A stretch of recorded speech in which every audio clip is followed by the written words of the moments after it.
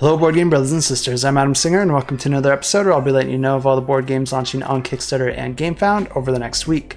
If you're new to the channel, we do this every week going over all the upcoming campaigns, but we don't really have too many games to go over this week, so it's going to be a bit of a shorter episode, and I normally like to start these by going over some new announcements and discoveries I just found out about over the past week, but I also don't really have anything new to announce there either, so I guess there's just one last thing before we jump into the campaigns, and that's if you do want to see campaigns even further into the future, definitely go ahead and check out Alex's channel over at Board Game Co. because he posts a video at the end of each month going over all the campaigns that we know about for the following month. So we are reaching the end of May here, so he's going to have a video up going over June real soon. So if you want to get notified of that, you can go ahead and check out his channel. I'll leave a link to that in the description below where you can check out that video and all the other awesome videos that he has to offer. And definitely give him a subscribe if you find his content useful. And with all that out of the way, let's check out the Kickstarters. And the first campaign we have launches on May 31st, and this one's called RuneScape Kingdom Shadows of Elvarg, and this plays 1 to 5 players and takes about 60 to 90 minutes to play,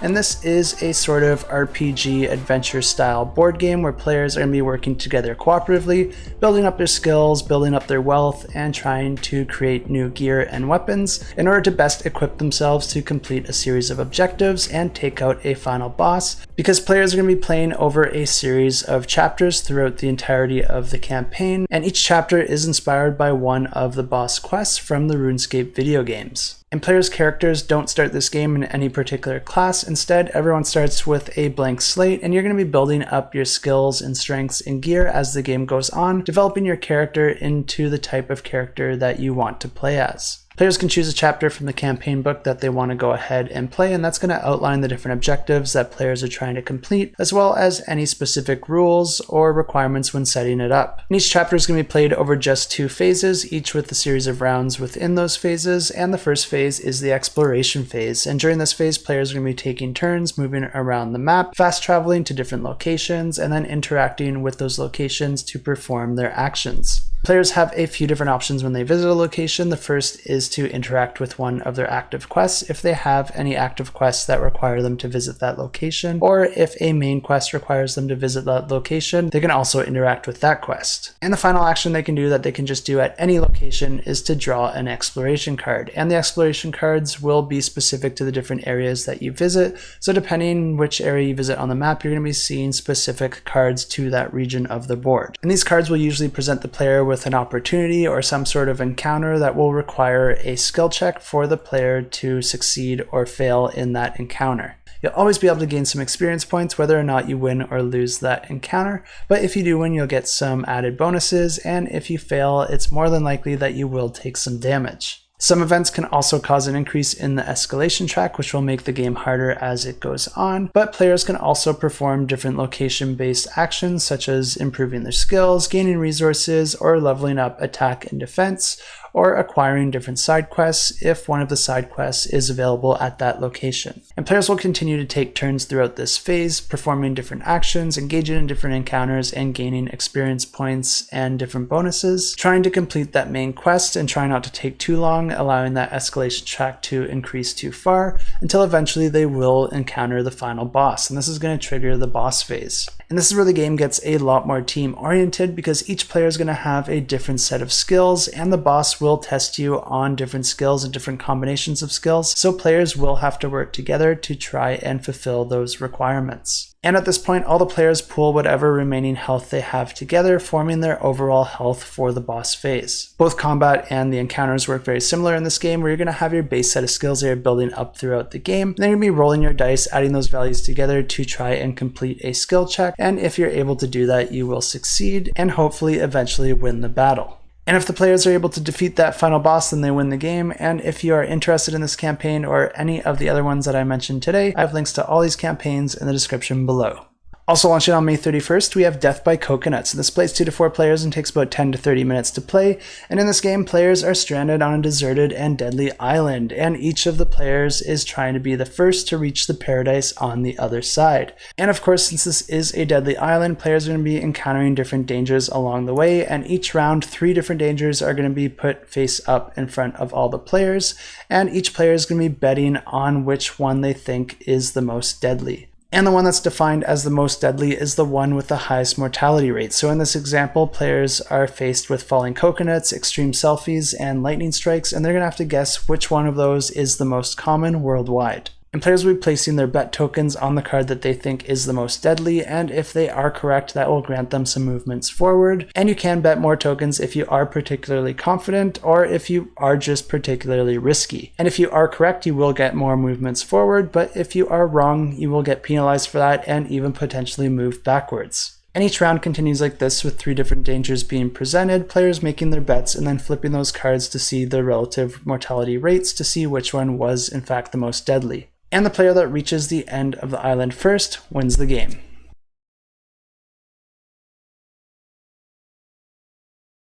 This plays 2 to 8 players. It takes about 45 to 75 minutes to play, and this is a strategy game where players are going to be playing as asymmetrical characters, which each start with their own unique starter moves, and players are going to be moving around on a board that's randomly set up at the start of the game, and the board has all sorts of paths that players have to follow as they move around the board. So not only do they have certain movement restrictions based on their character, but they also can only move according to the available paths that are out on the board. Tiles are also put randomly around the outside of the board, and some of these are going to be power cores, which are used to win the game, and the first player to get 3 of those wins the game. But instead of going for the core, you could also go for an ability tile, which doesn't help you win the game, but it does give you an edge for your future turns. And on a player's turn, they can perform 2 actions out of 4 different options, and the first is to move on the board following their movement restrictions, teleport back to the start of the board in the center, or to draw a card. And the cards in this game can grant you some special actions or abilities which can help you move further across the board, but they come with their own movement restriction that must be met, or they could be some take that cards which help you eliminate your opponents and send them back to the start of the board. Or instead, you can place a new tile onto the board, which is going to change the way that those paths connect,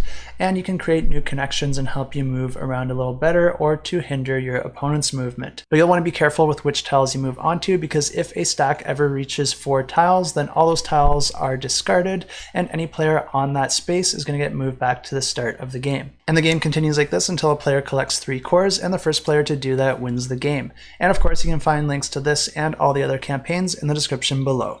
Also launching on May 31st, we have the Amulet of Thrayax, and this plays 2 to 6 players. It takes about 30 to 90 minutes to play, and this is a competitive card-driven area control board game where players are controlling different cults, and the goal of your cult is to gather souls from the various people throughout the town, spending those souls in different ways in the hopes to try and earn the power of the Amulet of Thrayax located in the center of the town. Each player is going to be starting this game with their own player board as well as 2 different decks, and the 2 decks are going to be for your murder cards and your counter cards. And at the start of the game, each player is going to be drawing 3 cards from each of their decks for a hand of 6 cards, and at the start of the turn, you're always going to be starting your hand with 6 cards with 3 from each deck. The board's made up of 6 different districts, and on a turn, players can spend the souls that they've earned from the different peasants and nobles in the locations in order to move about the districts, and if you do have the souls in order to make those movements, you can make up to 3 movements in a single turn. And on your turn, you're going to be choosing a murder card and a counter card from your hand,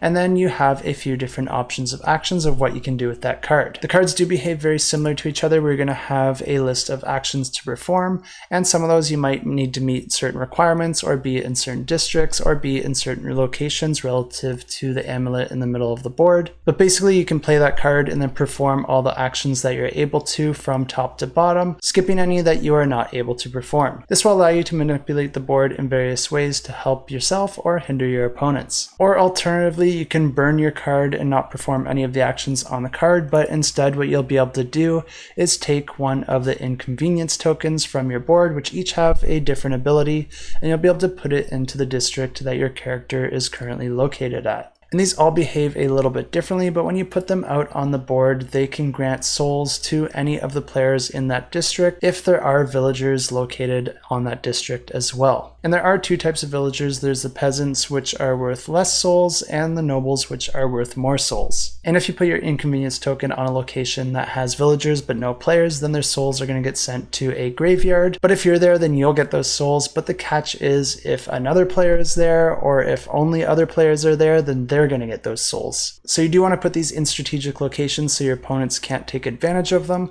but they do get activated at the end of your turn. So you can use that to your advantage and try to at least make sure that you're in the right location to get the most out of your inconvenience tokens. And this is a mechanism that I really like because it allows you to take advantage of the plans of your opponents and use that to your advantage. You're also going to be putting more and more of these out as the game goes on, and at the end of your turn you'll be able to activate those in whatever order you want, which might allow you to chain those in different ways to try and get the most benefit for yourself and the least benefit for your opponents. But I always love decisions in games that have both a cost and a benefit because it really makes the players think about what they're doing. And I think it really creates a lot of opportunity to be strategic, but also have a lot of really fun and interesting interactions. And this one does it in a way that I haven't really ever seen before, so for that reason this one is my personal pick of the week. I think the design on this one also looks like a lot of fun. It looks like it has a lot of depth of decision, but is also a game that could be really easy to teach. And I am sort of glazing over the rules here because there are a few more things that do make this game interesting. And one of those things is the amulet located in the center of the board, because it's going to be pointing at different districts rotating throughout the game. And depending on the district it points at, it can enable different effects like bonus abilities and actions to cards that are played in that district,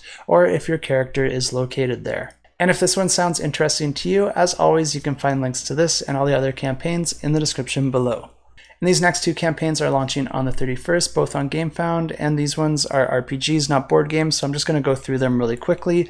And the first one is called Coffee and Chaos, and this is a lighthearted RPG where players are working together to run a coffee shop. You're going to be running into all sorts of issues that are gradually getting worse and worse as the game goes on, doing your best to resolve those problems and just serve coffee and manage your business. And the next RPG is called Archaic Age of Darkness, and this one's a little bit bigger than the last one because this one is actually 6 games in one, offering up a 2-part campaign across 2 worlds with 3 levels of difficulty. And this one's the first in a series exploring a brand new multiverse that's never been released before. And the last campaign I have is for Sunnygeeks 1.5 Modular Gaming Table, and this is coming from Rathskellers. And this is going to be giving you options for all sorts of styles of board game tables, as well as a ton of different accessories. So there's all sorts of compartments and areas to store player boards, meeples, and components. And if you play a lot of RPGs, there's actually a little table insert designed specifically for the Dungeon Master. But it pretty much has everything you need and more in a board game table, including LED lights, and also leaves that you can put on top so that you can also use it as a dining room table when you're not playing games. Or if you just don't want to pack away whatever you're playing in the table, you can always put those leaves on and play another game on top. This one also has a feature that I really like where it has a space to store the leaves underneath the table so that they're not just in a random spot in your room. But it looks like they've made a bunch of new innovations and new items to include on this campaign opposed to their previous campaigns. So if you are interested in a board game table, this might be one worth checking out. I don't see any prices on here yet, but if you want to know more, you can always go ahead and click that follow button.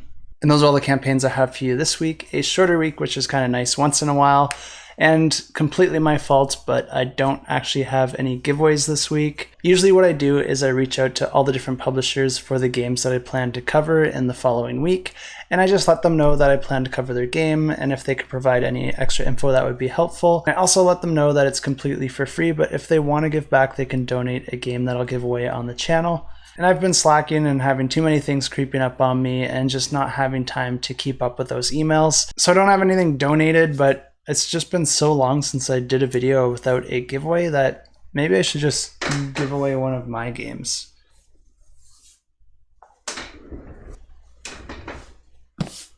So I actually bought 2 copies of Hidden Leaders just to justify the shipping, and I just planned to gift one to a friend. But you're all my friends, so if I gift one to one of you, that qualifies. So if you want to win this game in my hand shipped personally from me, leave a comment down below with the hashtag #quitslacking, and maybe that'll motivate me to start sending those emails again. But that's it for this week. Enjoy the little break and good luck in the giveaway. And if you did enter any of the giveaways in the Discord in the past couple weeks, because we did have a few giveaways over there, make sure you go ahead and check out the Discord to see if you won. Actually, I'll just pull it up for you right now and we can take a look together. So for Pirates, Dragons, Treasure, we have Kuchan, so just send me a message on Discord, we'll get that sorted out. And then Mr. 47 won IT Startup Lockdown. And Grim, if you're watching, I did reach out to you on Discord, but I haven't heard a response, but you won yourself a pledge for Table Golf Association, which looks like a really fun dexterity game. I don't think you want to miss out on that, so hopefully you see this video. Go ahead and check out your Discord and check out your messages, because I've already sent you a message, and then I can get all the info I need to send that pledge your way. Also, I just wanted to say that I'm really impressed with what Awakened Realms has done with Castles of Burgandy. There is a lot of content here, and it is a lot more expensive than buying it in retail for sure, but I was really starting to get disappointed with them with some of their previous campaigns where they were including a whole bunch of plastic and minis and paywalling a lot of the actual gameplay behind that content that a lot of us don't want or need. But this one, they've really turned it around and they're now offering a pledge with no minis and also putting certain items as add-ons so that you don't need them included in a pledge. And I just want to say thank you and kudos for making that decision. And it's not just for my personal preference because I might still buy the one with the minis depending on what that final product looks like. But board games are expensive and this is an expensive hobby, and accessibility is a big deal to me. And it's a big deal to the people that are trying to stay within a certain budget or just want to experience the game but not have all those bells and whistles. And offering pledges like this just makes the game more accessible to more people, allowing more people to experience and enjoy the product that you created. So I'm really happy to see this, and I know a lot of other people are as well, so this is really a trend I hope to see more and more, especially from Awakened Realms that's established themselves as a leader in the crowdfunding space. And as a content creator, I feel like it is my duty to critique these sort of things and point out the things that I think are harmful or beneficial to the board game community, because being in this position does allow me to have a bit of a voice, even though it might be a really small voice, but it's significant enough that if I'm pointing these things out and other people are pointing these things out and we're sharing the things that we like or don't like across the community for those publishers and designers to hear, we do see a difference. And I think the reason we are seeing a pledge like this is because of the efforts and feedback given in their previous campaigns. And I know it's not easy for a publisher to just flip a switch and change their entire campaign and their entire manufacturing plan, so it is easy sometimes to forget that and get upset with publishers for specific campaigns. But seeing progress with new campaigns and seeing them make these improvements really does give me hope, and it really does make me think that they are listening and trying to treat their backers with respect, not strong-arming them into the more expensive pledges. So I hope this isn't a one-time thing and they continue to do this, because it really is a big deal. But that's everything I have for now, so until next time, as always, keep that shelf cluttered and the table full.